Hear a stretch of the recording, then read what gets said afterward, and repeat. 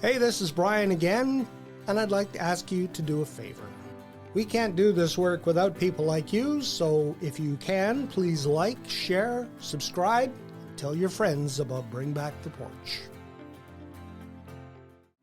If we were a hockey team and we needed more players, my job is to go and find those players outside of Medicine Hat, see if they're a good fit, and if they are, showcase them our strengths, what we can do for them, how we can support their business, and to get them here to come and play on our team.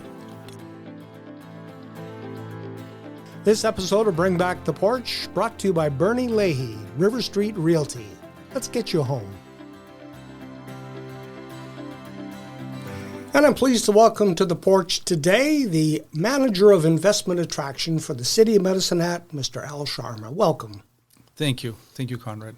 It is an interesting title, and I was thinking to myself, investment attraction sounds magnetic. What does it all entail? Well, the big idea, Konrad, is that, you've been a long-time resident of Medicine Hat. We're trying to grow our economy. At the end of the day, we want more jobs, more industry, just more players in our marketplace. So how do you go about doing that? It's a good question. Yeah. So there's economic development. The whole process is under the umbrella of economic development. Okay. And within that, we have different things that we do, like workforce development, investment readiness, business retention and expansion, and investment attraction, which is what I look after. So the simplest way to define my role is that if we were a hockey team and we needed more players, my job is to go and find those players outside of Medicine Hat, see if they're a good fit, and if they are, showcase them our strengths, what we can do for them, how we can support their business, and to get them here to come and play on our team. Okay. So that's the loose explanation of simple explanation of investment. Of course, it's a lot more complex than that. Yeah. But in big picture terms, we're just trying to get the right kind of businesses to come and locate and grow in our city. I know in my profession as a journalist for many years, it was part of the process was building relationships and trust. Right. I'm sure that's probably the same thing for when you're trying to promote the City of Medicine Hat. Exactly. So, previous to this role, I used to work for the Ministry of Agriculture and Irrigation in Calgary. And I had provincial responsibility for the greenhouse sector. So within agriculture, we were all divided by specialist areas. And so when I was in that role and I looked at our huge province, it's hard for somebody sitting in that role to identify what's good where. Mm-hmm. What does Sturgeon County have? What does Edmonton have? What does Lethbridge have?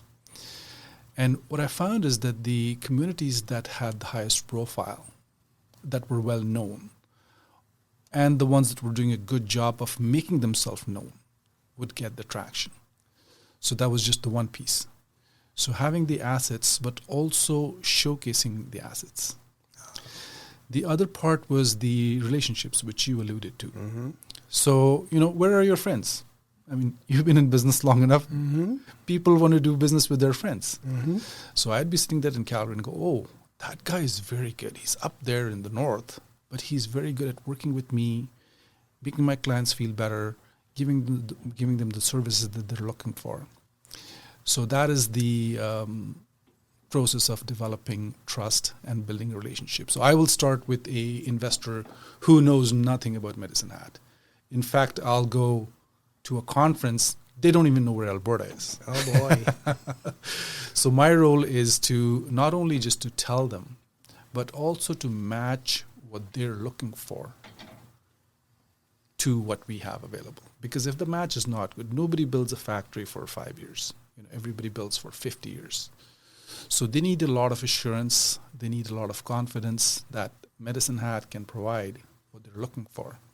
And that's my role. Okay. We hear, and I've heard this so many times over my time in Medicine Hat, that this is the forgotten corner. I get so upset when I hear that, but I often wonder, too, maybe that might be partly our responsibility because, as you say, we haven't raised our profile as others have. You're absolutely right, Conrad. I mean, when I go and I travel a fair bit for the city, I go to conferences across the country. People love us. They have such a positive view, and especially when I talk to them about the fact that, logistics strengths, the fact we have produce, we're number one producers of chickpeas and lentils, we got the biggest in greenhouse sector, we got CFB Suffield, we got a carbon capture hub, we've got Samus Solar happening now, we've got so many good things happening that people are surprised that why aren't you the next best thing? And that's the gap. And that's exactly the gap that I'm talking about, is that we have tremendous potential, but we have to do a better job of showcasing that potential and matching that with investment. And that's how we get economic development. I'm wondering, when you were on the other side, when you were outside of the city of Medicine Hat, did you know much about the city of Medicine Hat? Did you have a perception of what was here? And how maybe has that changed now that you're on the inside? Yes, so that's a very good question, because that's exactly my point, that I did not have a lot of good ideas and good knowledge about the region, So, for example, within the agricultural business, it was Lethbridge. Yes. Lethbridge has done a very good job of showcasing themselves, building those connections, and they're better known. So you gravitate towards that. So before I came to Medicine Hat, I did not know enough about Medicine Hat. In fact, I've spent a lot of time learning about our people, our assets, the things we've gotten going, and it's tremendous. So that's exactly what I'm talking about, raising our profile, telling people who we are. So if I can share with you one example, one of the first things we did when I joined the department is we conducted a tour, and we call it Opportunity. You probably TOUR, yes, opportunity. Yeah, it was a play on words, but the idea was tour. Come here and look at it, because that's when people are inundated with information these days. It's an explosion of electronic data, and that's a way different experience than coming here. I mean, this conversation, being on the porch, is very different from knowing about that there's a porch. So we got some 25 people from the industry. This was like Invest Alberta Corporation, Prairies Can, Global Affairs Canada. These are the people who are doing the business. And we came and we showcased them what we had. We gave them a city tour.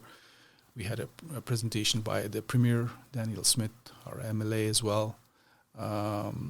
We had a social function with them. We took them around to Methanex and to UVAD. And they were super impressed. I know people say good things, but you can see in their eyes, and they said, "Wow, look at what you've got going, and you're wonderful." In fact, one of the ladies said, "Hey, I'm looking for property here." Oh, I know a realtor. I want to live here. Yeah. So you create that kind of impact once you get the people here, and then, as you know, we have to build on it. One event and one tour is not enough. You have to reinforce that. Yep. Got to keep knocking on the door, planting seeds. Right. Have any of those seeds taken root yet? Well, we've got lots of projects on the go. And some of them, of course, as you know, are protected by confidentiality. Yeah, you can't spill the beans here. But we have lots. We have lots and lots of interest in our region. There's lots of people we're talking to. Investment attraction is not a quick process. As I said, people don't build factories for 1 year, 5 years. There's long-term investment, and that takes time. It's a long game. It's a team game. So we're having those conversations. We're working very hard for getting industry in. It just takes time, and we're working on it. I'm just wondering, though, you hear this all the time when they look at the stock market and business. They say that investment wants certainty. That's what we hear all the time. And what are we certain about here in Southeast Alberta? So again, as I said, we've got some wonderful assets. We are 50 kilometers away from Canada's largest training center, Army Training Center. We have got DRDC. These are very unique assets. Then we've got our drone industry. So, we've got an established base. And when you have an established base, it creates that certainty, right?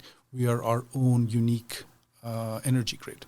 So the fact that we generate 280 megawatts of our own power generation, we are owned by ourselves, that's certainty, and that's long term. We have an exemption from the provincial government. That's not going to change. The fact that we can deliver on low energy rates, that's a big advantage. The other one that we're working on is our carbon capture hub. So with the changing carbon footprint in the world, every company is looking at what I'm going to do with my carbon. Do I want to pay those high carbon taxes? Do I want to run after credits? Or do I go in an area which provides me a facility to sequester my carbon permanently and safely? So all these things give us permanency. And the fact that we have industries like the petrochemical industry that's been around here forever, Methanex, Cancarb, all these businesses are reflection of that certainty that we are a good environment to keep and sustain business. How do we elevate our visibility? I know you said you've gone to conferences and things like that, but is there more that we could be doing and maybe utilizing tools like social media and things like that, mouth to mouth, getting ambassadors who will call a person in Toronto that they know and say, hey, did you know about such and such? And just sort of, spread the tentacles out as far as you can. As I said, it's not a one-man sport. Yeah. It's a team game. And some of the names that you mentioned, people who've come here and talked on the porch, like Medicine Hat College, like Tourism Alberta, all these people are within that climate. They're within that environment where they're engaging with others. So these are kind of the big pieces. The businesses that are here already, they go and talk to other businesses. So it's just not one person who's going to conference and trying to promote us. Of course, we are trying to do that. But when we do events like the ICSC conference, we go with a team. And everybody brings their own set of expertise, their own knowledge, their own appeal, their own connections, their own contacts. And that's what makes us expand. That was in Whistler, BC recently. A conference, I understand, that brings lots of people who are looking to invest in various areas together, so you get them all under one roof. Right.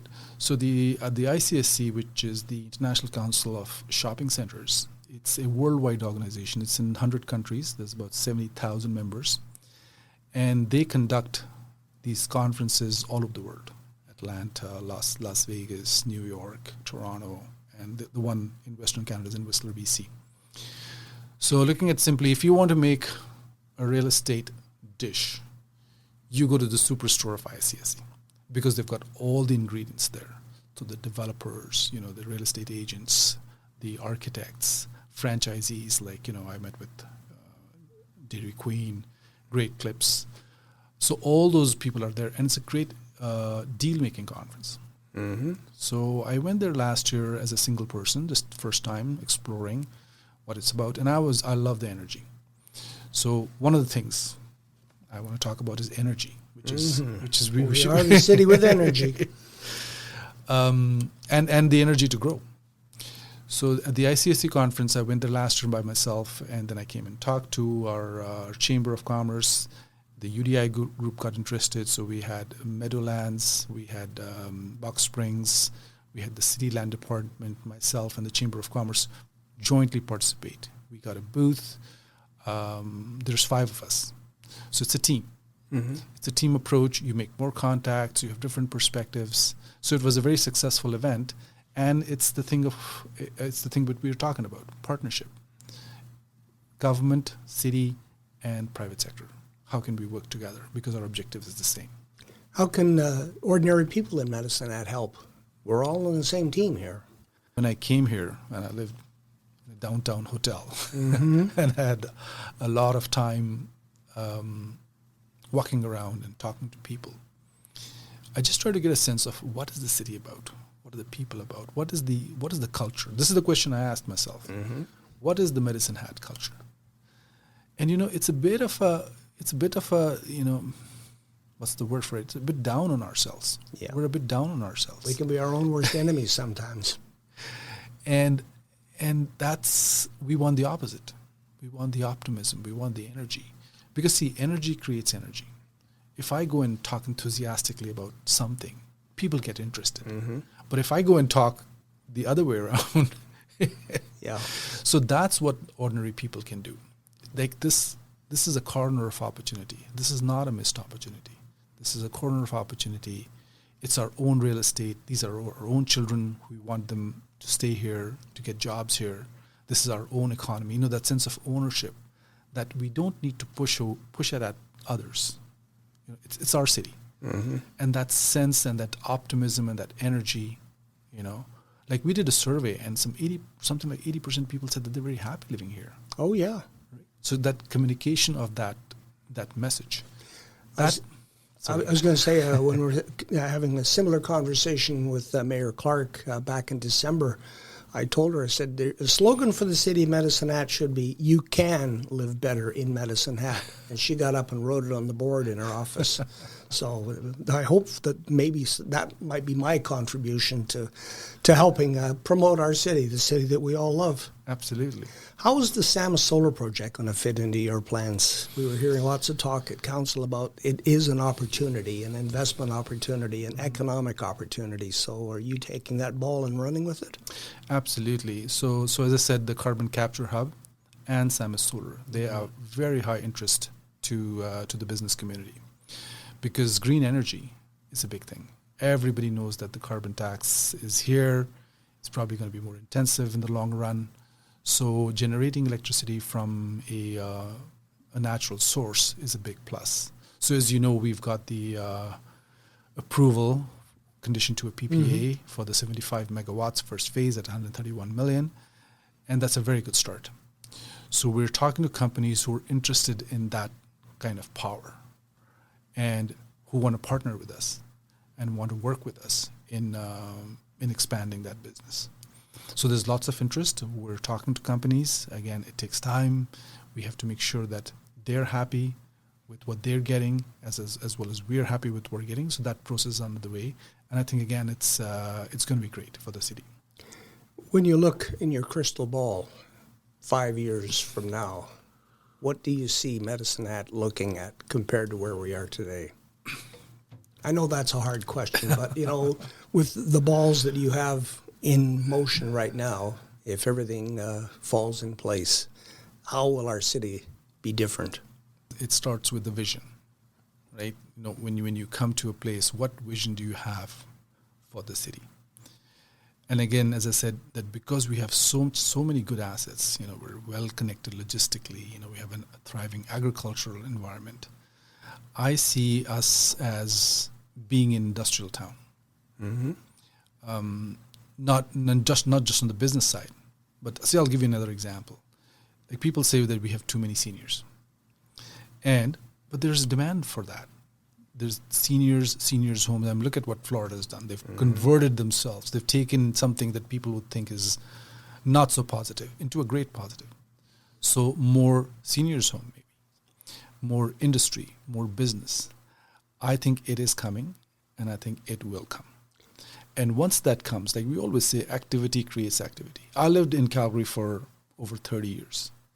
And for the longest time, it was all oil and gas and, you know, but once the ball got rolling, it just kept rolling and rolling and rolling because growth attracts growth. Mm-hmm. Now when you have an offering of everything, people will say, okay, we want to locate here because we're getting all the facilities and the services.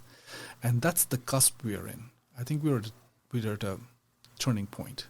We're at a flexion point where we're pushing. It's very, very hard. This is probably the toughest part. Mm-hmm. But once we put a big brick in place, then the building starts and accelerates. Yeah. During the last election campaign, that was one of the keys that people were saying is that we need jobs here in Medicine Hat so that our children don't have to go somewhere else to find employment, to find a career, and it starts and stays here in Medicine Hat. So let's keep our fingers crossed, and we'll hope that you are successful in attracting investment to Medicine Hat. Thank you so much, Konrad, and I hope that we are successful. Well, because it's we're a all worldwide together. audience now, so hopefully somebody out there's going, medicine? I'll have to take a look at that, and who knows where this seed will go. Al Sharma, thank you for the visit. Thank you so much, Konrad.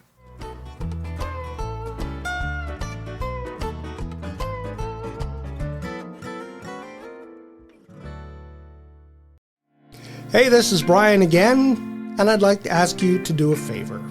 We can't do this work without people like you, so if you can, please like, share, subscribe, tell your friends about Bring Back the Porch.